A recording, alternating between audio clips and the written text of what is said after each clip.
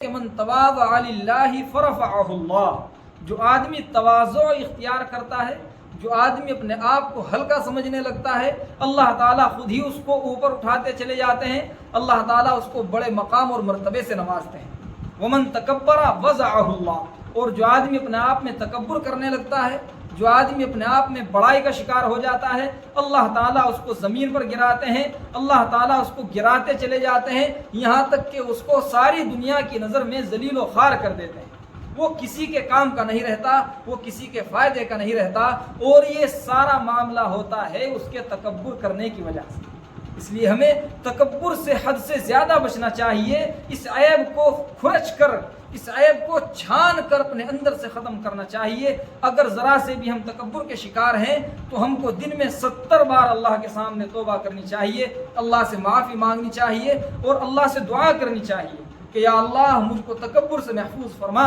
یا اللہ مجھ کو ایسی عادتوں سے محفوظ فرما جن کی بنا پر آپ ناراض ہوتے ہیں، جن کی وجہ سے آپ کے دین کا نقصان ہوتا ہے، جن کی وجہ سے آپ کے حبیب صلی اللہ علیہ وسلم کی شریعت کو خسارہ ہوتا ہے۔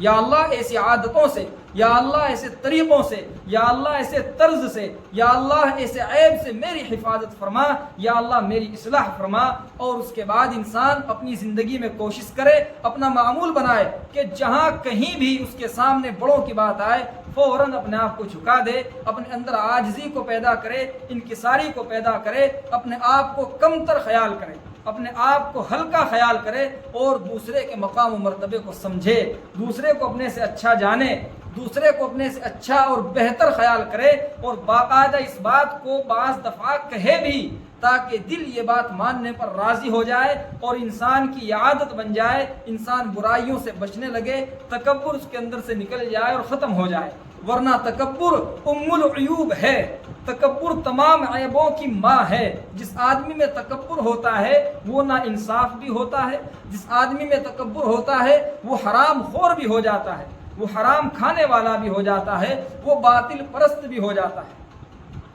جس آدمی میں تکبر آ جاتا ہے وہ حق کو چھوڑ کر، صحیح بات کو چھوڑ کر غلط بات پر بھی جمنے والا ہوتا ہے۔ کیوں؟ جب اس کے اندر ماننے کا مادہ ہی نہیں ہے، اپنی بات کو گرانے کا اس کے اندر جذبہ ہی نہیں ہے، اس کے اندر اتنی صلاحیت ہی نہیں ہے، تو ایسا تو ہو نہیں سکتا کہ اس کی ہر بات بالکل صحیح ہو، لہٰذا اس کی بہت سی باتیں غلط بھی ہوں گی، اور وہ غلط باتوں پر بھی اپنے تکبر کی وجہ سے جمے گا، ہٹے گا نہیں۔ اس لیے جس آدمی میں تکبر ہوتا ہے وہ دوسروں کا فائدہ بھی نہیں کر سکتا، دوسروں کے حق میں مفید بھی نہیں ہو سکتا، دوسروں کا اچھا بھی نہیں کر سکتا، یعنی وہ آدمی کسی بھی کام کا نہیں ہے جو تکبر کا شکار ہے۔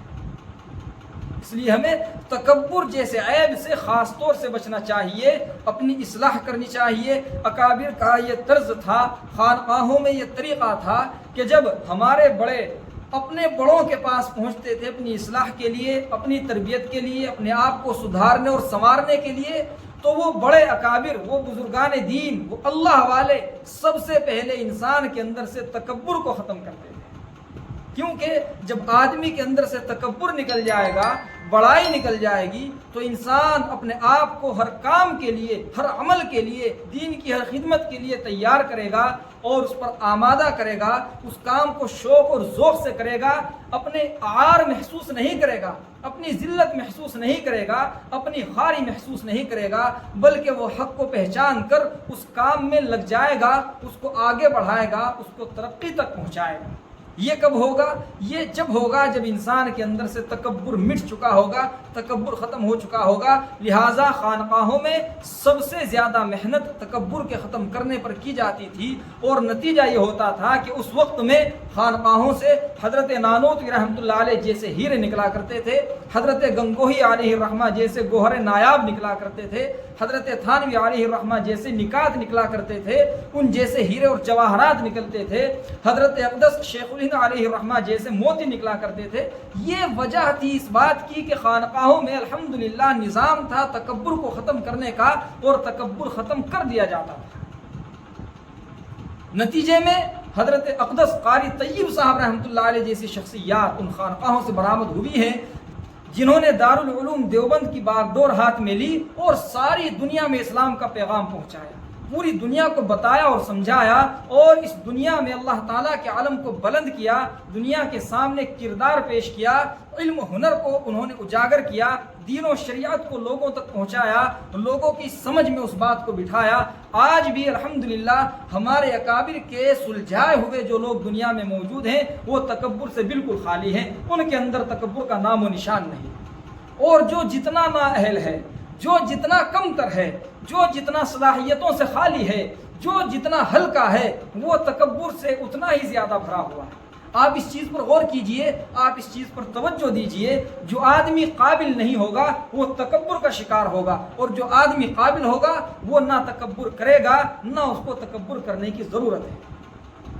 ہر جگہ اس کا کمال بولے گا اور سر چڑھ کر بولے گا۔ لہذا ماضی میں جو اسلام بلندیوں پر تھا اس کی وجہ یہی تھی کہ ہمارے بڑے سے بڑے ہونہار افراد کے اندر کوئی تکبر نہیں پایا جاتا تھا، وہ لوگ اصل مقصد پر نظر رکھتے تھے، توجہ رکھتے تھے، اور اللہ تعالیٰ ان کو کامیاب کیا کرتے تھے۔